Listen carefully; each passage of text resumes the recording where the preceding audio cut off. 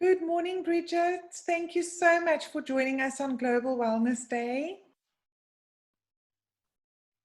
Awesome. Thanks, Emmy. I'm so happy to be here with you. It is such a privilege and a pleasure to share this day with you. Thank you. I'm in my pink. Oh, well, yeah, there's the button. Thank you so much for sharing your talk with us on handling stress in uncertain times now and in the future, and how to equip yourself with life's inevitable stress and the unexpected eventualities. I'm sure everyone tuning in today will learn so much from you. And when you're done with your talk, if you could please share how they're able to get into contact with you and possibly purchase your book that you've written. So let's jump into it and start off with some interesting facts that I'm sure you're going to share with us. Bridget, so I know that I've heard you speak before, and I know that you've had a very stressful and traumatic start in life, which then led you to become a complementary and holistic therapist and the EFT tapping practitioner, as well as the author of your book, Stress Gone. Can you briefly share your story with us? Yes, sure. Thanks so much, Emmy. And I really appreciate the welcome. Thank you very much.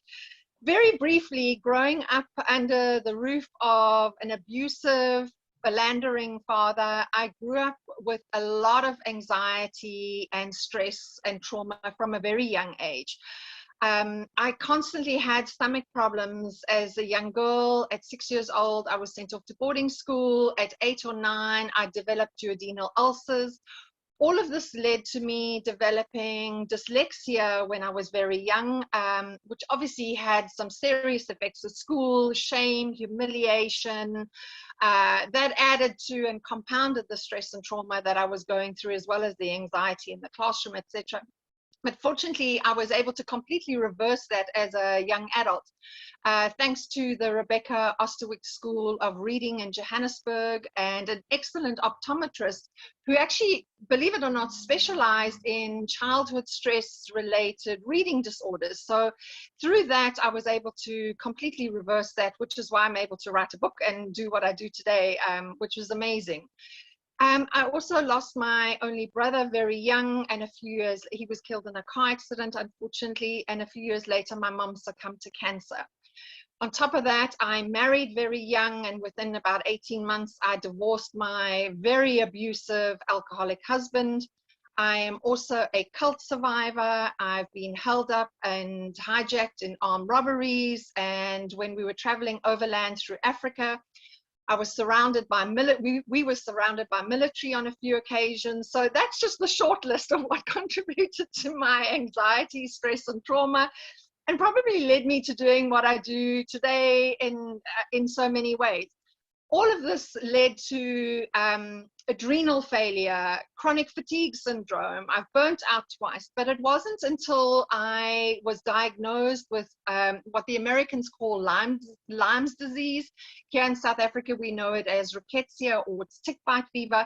And that's when I really hit rock bottom and I sunk into the worst depression, and it took me several years to recover from that.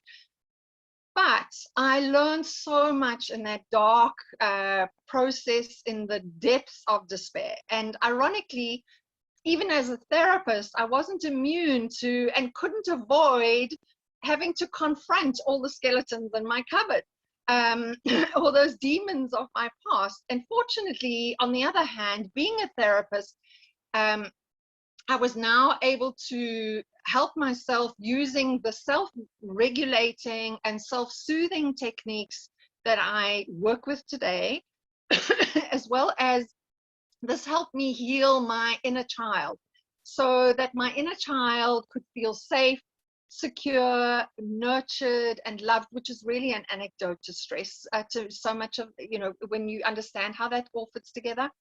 And so through all of this, I was able to become far more mindful and aware of my own subconscious beliefs, habits, and behaviors that were actually sabotaging me. And over time, I was able to neutralize all of this that was no longer serving my highest good. So it really was a journey of self-discovery that not only helped me personally, but as a result of all of that, I've been able to help hundreds and hundreds of clients across the globe. I really see what I went through as my painful and traumatic childhood as really as a gift and a blessing in many regards, because it helped me develop empathy. I have such an acute empathy for what other people experience. But I'm also very high up on the scale of what is known as a highly sensitive person. And that helps me to connect very deeply with my clients, and also to really uncover what are the root causes of their stress-related or trauma issues that they are faced with. So that's really what has helped me so much. Wow, sure. That is a story, I must say, and it definitely shows that when you talk about stress and anxiety, you definitely know it because you've lived it. Yeah, Bridget, I have. are you a psychologist or a psychiatrist? No, thankfully I'm not. I'm actually a complementary or holistic therapist. In fact, I don't like the word therapist, because if you look at it, it's spelled the rapist. And I certainly don't, let's put it this way, I don't rape my clients' pockets or their minds. No, Emmy, seriously, life's hard knocks have been my greatest teacher. I could never have learned anything that I now know out of any textbook, to be honest. My lived experience is what has provided me with the knowledge and the understanding required. Also given me a very strong intuition and a gut feel, as well as a nose for investigation and inquiry. In my therapy sessions, I ask very poignant questions, and I'm willing to really deal with the proverbial elephant in the room. You know, I'm willing to explore the darkness with a client in order to reveal the root causes of their issues. So no, I do not psychoanalyze, I do not diagnose, I do not label or medicate the clients that I work with, and nor do I treat their symptoms by simply putting a band-aid, okay? Yeah. Excuse me, what I mean by that is I look for the root cause. So just to give you an example, anger is a symptom, it's not the root cause, okay? Depression is a symptom, not the root cause. Anxiety is a symptom, not the root cause. Similarly, addiction is a symptom, not the root cause. So with all of everything that I've gained over the years, I am able to understand that and really dig into that. So that's what I mean by not placing a band-aid, okay? I've actually developed my own very unique process of inquiry, and then using a profound tool like emotional freedom techniques or the tapping technique, I'm able to help the clients to discover their root cause and then neutralize that with using a tool like EFT, often in only 1, 2, or 3 sessions at the very most. So that's basically how I work. It is my own unique process that I've created. And Bridget, do you offer these courses or consultations via, are you able to do that remotely via Zoom or a WhatsApp call? Yes. Okay. In fact, all of my sessions, thanks to COVID, in fact, it was prior to that when I was in Peru many years ago, I started working online. So actually COVID just helped me because clients became happier and more content with that space. Okay. And what is interesting is some of my clients who are extremely traumatized, they feel safe and secure in their own environments, like safe and secure sitting on their own bed. Yeah. Believe it or not, I've had a few clients who've worked with me. They've had a bad day, or they're in a bad place, and they're sitting in their pajamas on their bed working with me. And I love that, because that is where they feel so safe. You know, instead of getting in a motor car, driving somewhere, and then walking into a very cold environment where they don't want to open up. So actually, more than happy my clients sit on their bed or sit in their lounge, because that's where they feel comfortable, you know. So it works really, really well. Exactly. But Bridget, stress is necessary for our survival. Surely it's inevitable and cannot be avoided. Yes, you are right. It is inevitable. And whether our stress is big or small, real or even perceived, the body's stress response, in other words, the fight, flight, and freeze response, is exactly the same. But here's the real problem with that. And the danger is that most of our stress triggers and what is happening in terms of our stress responses, so that fight, flight, and freeze response, is actually happening well below our awareness, well below our conscious awareness, okay? Even while we are sleeping. And that is the danger of stress. And besides stress being responsible for 90 to 95% of all illness and disease today, because stress hammers our immune system, it causes acidity in our system, which then results in inflammation. It affects our digestive system. It affects what's going on in our mind cognitively.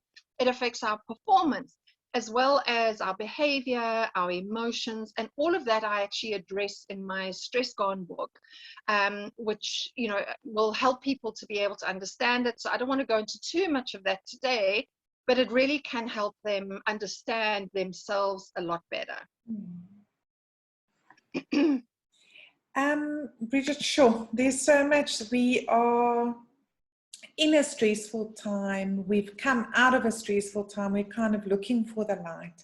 How can we adapt and become more resilient so that we are actually able to deal with our stress? Lovely question, Emmy. Thank you. So there's something I love to share, which I heard about a while back, and I absolutely love this. If we can adopt the attitude of life is happening for you and not to you, okay, that really changes everything. In fact, what happens when you adopt that attitude in everything, you step out of that victim mode, and it really is significantly empowering, especially when relates to stress-related matters. So I'm going to now, if that's okay with you, I'm going to cover 5 different tips in depth, and I'm going to cover a lot of information here, so it's going to kind of come at you quite fast. But I think that these 5 tips are actually going to make a very big difference. So if I can go into those 5 tips, it's really going to help us and give us that resilience and the ability to adapt. So the first tip is we need to accept that change is inevitable. Okay. Change is literally like death and taxes. It's the only guarantee we have in life. Everything in life is constantly changing. Nothing remains the same. Okay. Because anything that remains the same becomes stagnant, and stagnation, we know, leads to toxicity. And in the law of nature, everything is either in a state of growth or it is in a state of decay and dying. Okay, and the same principle can be applied to every aspect of our lives, to our health, our work, our businesses, our relationships, our finances. If we look at everything in its essence, it is either growing or it is decaying. Okay, so that really helps us to understand where we are at. So in our day-to-day lives, if we are able to see that stress is actually challenging us to grow, so stress is really, it's a positive if we're able to adopt this beneficial attitude, okay? It is helping us to grow, to learn, to adapt, to become more resilient and more resourceful. Otherwise we die, both metaphorically, psychologically, and even physically, okay? And thus, we shouldn't view stress as a negative. As I say, it's a positive because it's essential for our growth. Okay, so what is it teaching us? And especially if we are open and willing to view the signs and the symptoms that stress is constantly giving us. It's like a feedback loop. It's constantly giving us information. Stress can be our greatest teacher.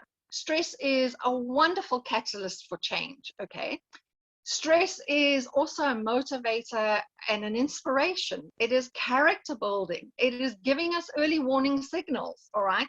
And lastly, stress is constantly providing us with the opportunity for reflection and evaluation or re-evaluation of where we're at and who we are.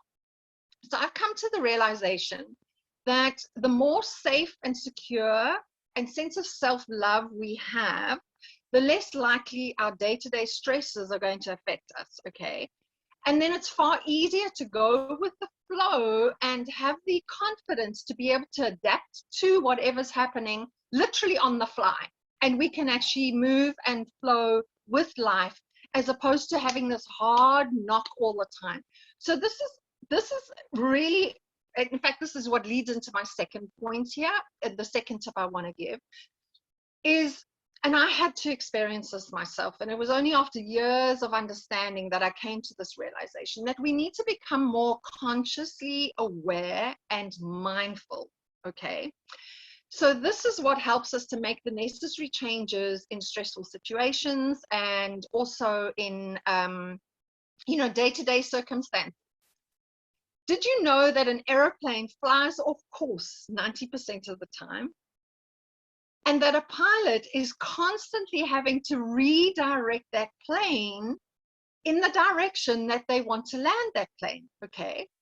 And I love this metaphor because we can live by this metaphor. Does this make sense in terms of how we become consciously aware and mindful of where we're at? So I'm going to ask a couple of questions around this that can help you to develop that mindset and that awareness. So the first thing is, when and how do you react or even overreact in stressful situations?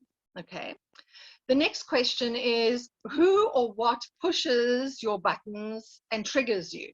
Okay. So because now these questions are helping you to develop that mindset, okay, and the consciousness around it. And then how flexible or rigid are you as a person? Okay. Are you somebody who has to control everything? All right. Are you that obsessive compulsive person, the perfectionist that is constantly controlling? Because by doing that, what you're doing is you're creating more stress for yourself. And that also tells me someone in that space, and this is, I'm not finger pointing or anything, but just getting you to open up your awareness around this, because that's telling me that there's a level of insecurity. There's a level of not feeling good enough, not feeling worthy. Can you see how I say that being and having that sense of self-worth, self-esteem is actually where you feel safe and secure? Now you're in this controlling space, which is an insecure space. So this also leads me to another question, which when you understand this, it can really make a big difference, is what are you attached to and clinging to? Okay, maybe subconsciously, not even consciously. Like people, things, beliefs, emotions, your story, your drama, your trauma, those feelings that I have to be attached, okay? Because there's a lovely saying in Zen Buddhism and their teaching that says that attachment leads to our suffering, okay? So all our attachments are actually our self-inflicted suffering, which is causing us more stress. Does that make some sense? Yeah. Very nice. Sure. And this then leads me on to my third point, is that life is simply a mirror, and it's giving us a constant, it's literally a mirror reflection that is giving us it's a constant loop of feedback if we're able to actually understand this. And by that, I mean, life is a mirror of our innermost beliefs, our emotions, and our thoughts. So whatever we are going through inside, internally, is being reflected back in the outside world as the external. That's what's coming back up to us. And we hear so much of this being spoken in the law of attraction. And I'm sure a lot of your viewers and listeners are familiar with the law of attraction. This is where what we sow, we reap. Okay, so the seeds we sow in our internal garden is what we reap on the outside. What we think about, we bring about. In other words, what we're stressing about constantly, we bring about more stress into our lives, okay? And also what we focus on expands. If we are focusing on our stresses all the time, we're focusing on the negativity all the time, what are we going to get more of? More of that, okay? So in other words, our vibrational affinity is what manifests. And we see this, I mean, never before have we seen this more in this last year, okay, with those anxious, fearful people who were so terrified of COVID, so terrified of getting the virus. Okay, they became more anxious and they found more things to become fearful of. People who are angry, they attract angry situations and then they blow up with anger and rage, okay? Because they're putting this out. This is their internal framework. So that is what is being mirrored and reflected on the outside. Same with stressful people. Trust me, when I was caught up in this victim mode with my stress, I was actually addicted to the drama of stress and I didn't even realize it, okay? I'm being very vulnerable here by sharing this, but I think it's very important. I was so caught up in that. And this becomes a vicious cycle which embellishes one's emotions and thoughts and your behavior, your beliefs and your predominant thoughts, okay? And I'm going to share this because I love this.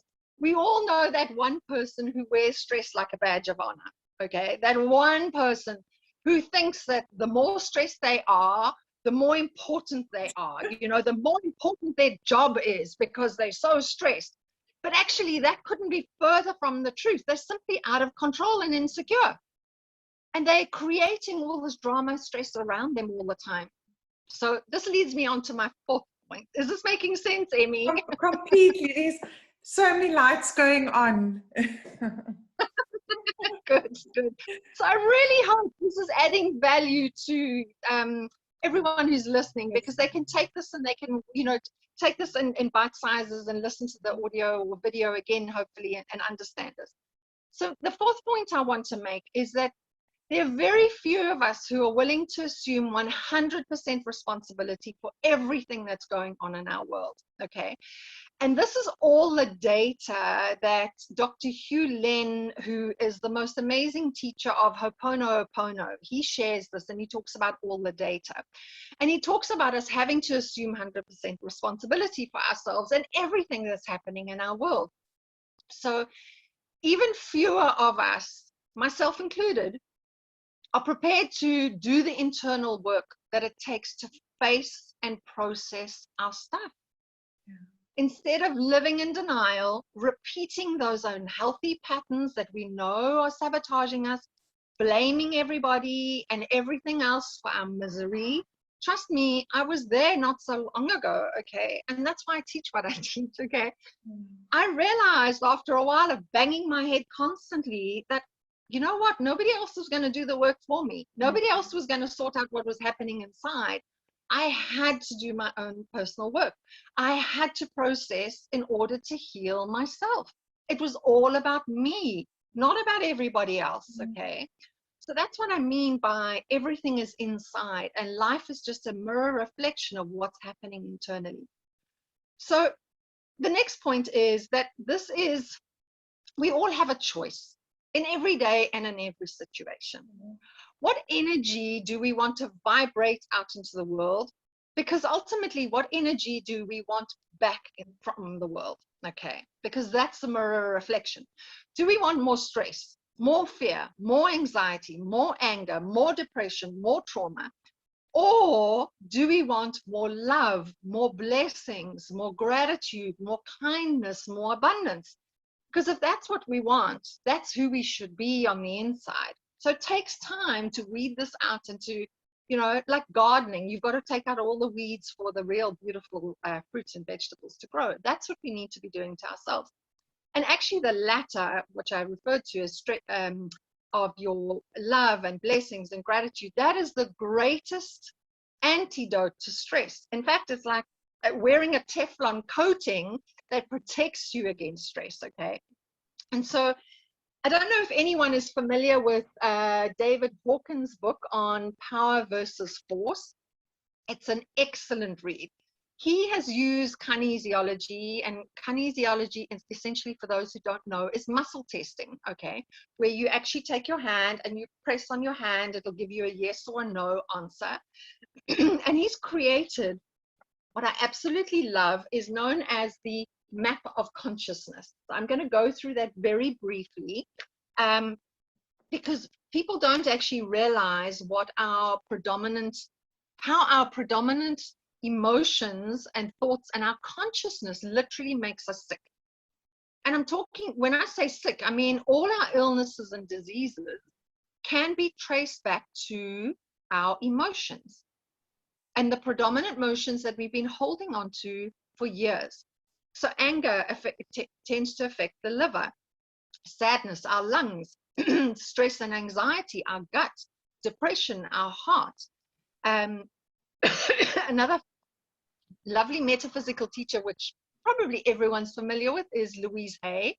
She has written some excellent books about how related to the holistic overview of the intricate mind-body connection. Have you heard of Louise Hay, Emmy? Yes. I have a couple of her books.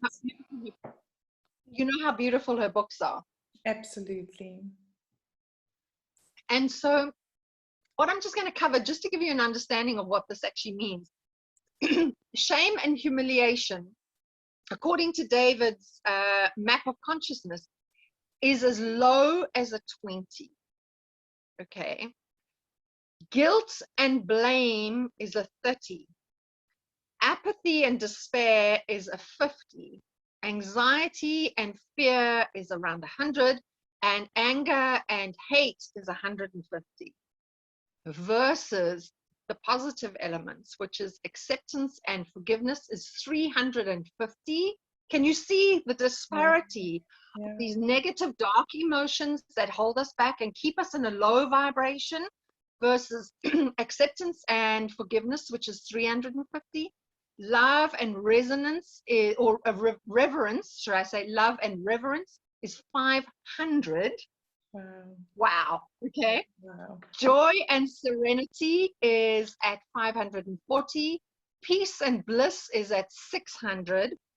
And for those of us who are really lucky to reach enlightenment at some point in our lives, that resonates at 700 to 1,000. Wow. Wow. So can you see the disparity between love and joy? And that's why we want to be vibrating there. Yes. Not in these low places, in these low energetic vibrational emotions, okay? And not to say that we can't vacillate. Sure, we will vacillate, but can you see why holding on to anger is only hurting you? Holding on to guilt or blame, all of that kind of thing. And I had to go through this, seriously, I had to go through this myself to get to this understanding. And so I loved his book. So the last tip I want to share is, and I've already touched on that, it's only when I started working on myself, stepped out of my denial, stepped out of my victimhood, that things began to shift for me, okay? I don't know why I've got a tickle in my throat. Sorry about this. No problem. So working with tapping and EFT, working with my inner child, so that I started to feel safe, started to feel secure, nurtured, loved, more confident within myself, and develop that self-belief. Only then was I able to start putting in healthy boundaries around myself, okay?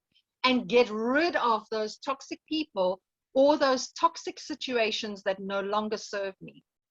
Only then did I start to feel calm, confident, peaceful, and harmonious in most situations. Instead of my typical fight and flight response that was literally on overdrive, instead of that controlling and constantly sabotaging me, and that was in my health, in my work, in my finances, my relationships.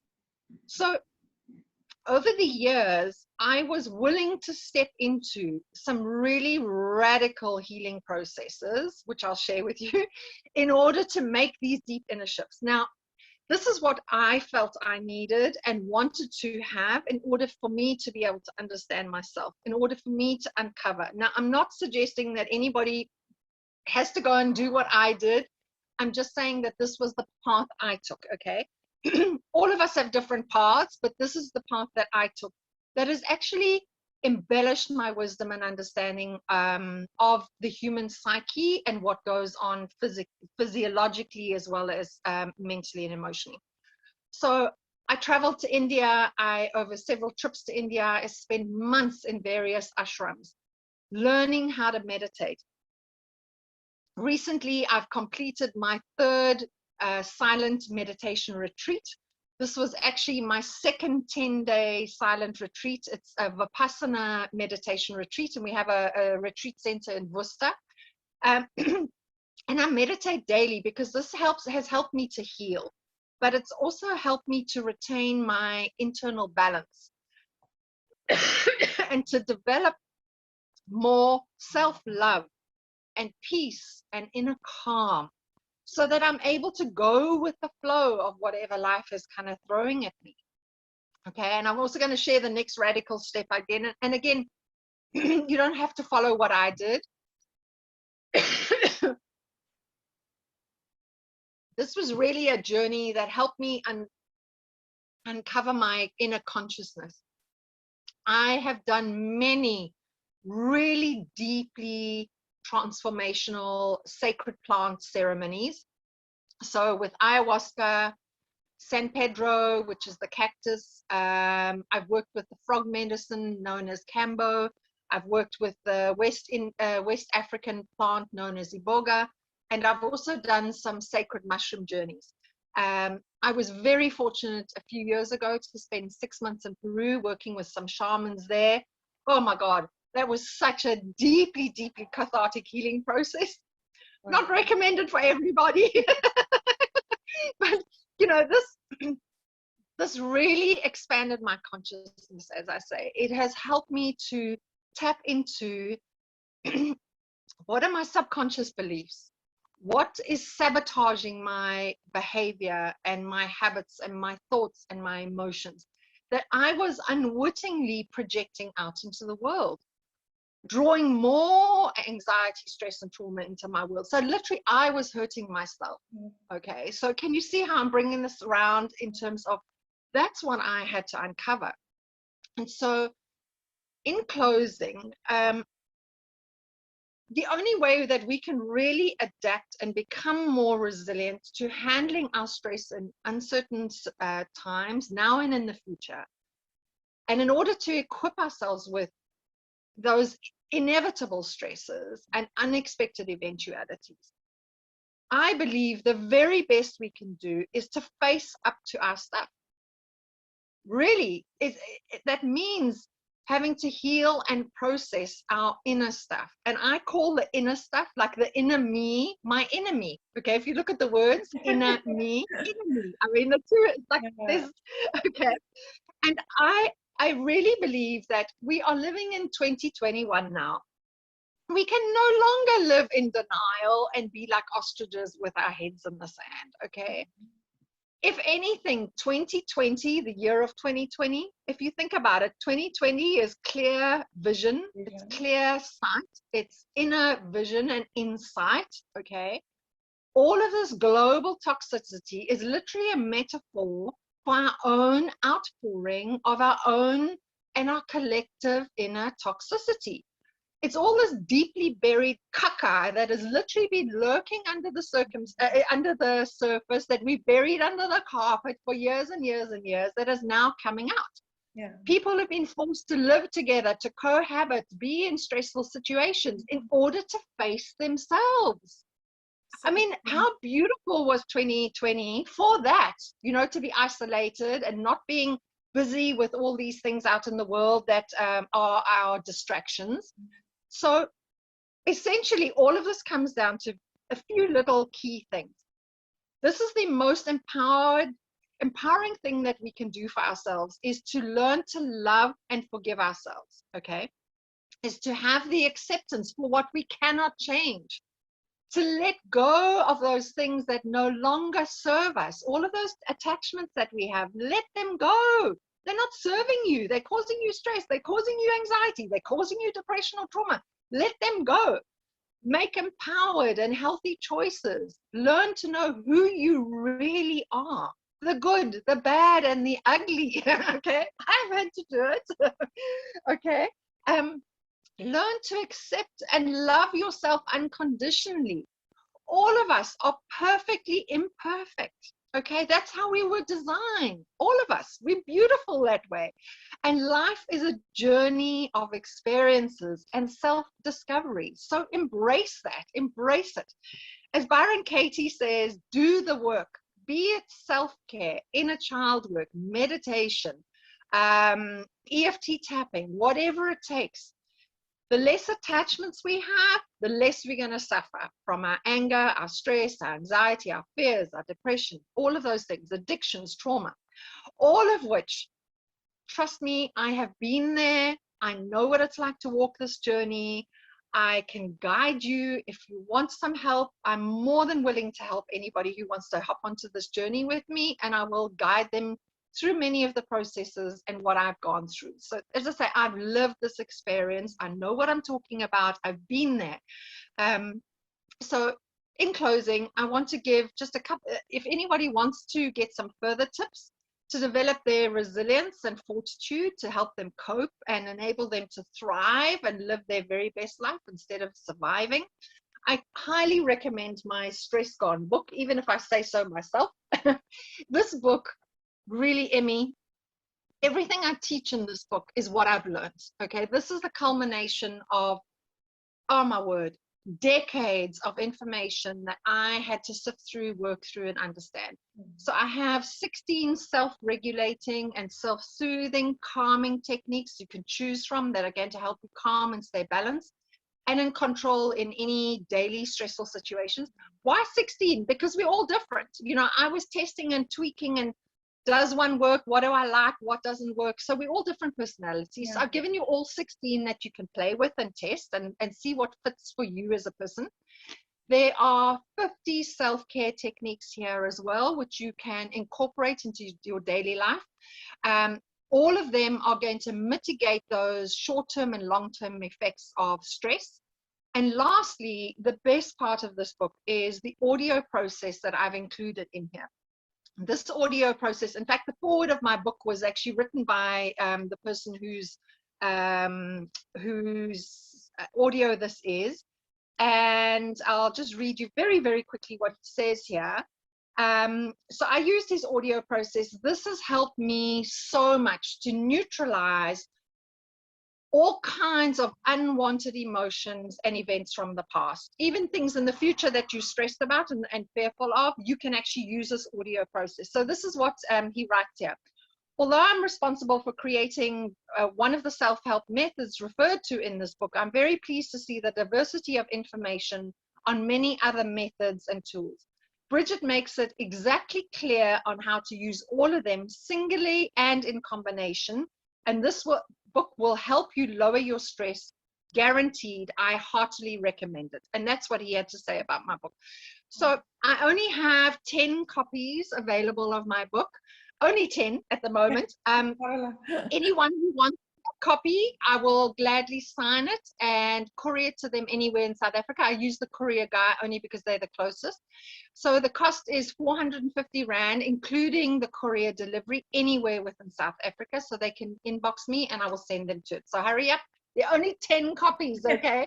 It's going to take me weeks to get more copies from the printers because they're so busy. So please, I only have 10 copies available, okay? Wow, Bridget, I'm going to have to rewatch this video and pause and process and play and pause. You've given so many helpful tips and food for thought and so practical, and I think everyone listening today can relate in some way or form to so many things that you've mentioned. Thank you so much for sharing your journey, your experience and your knowledge with all of us today. Awesome. Thank you so much. I'm just going to end off by saying that being calm and level-headed exerts a sense of well-being and self-control, while remaining balanced amidst the stressful situations in our lives. If you are balanced, you see solutions, you capitalize on life's daily opportunities.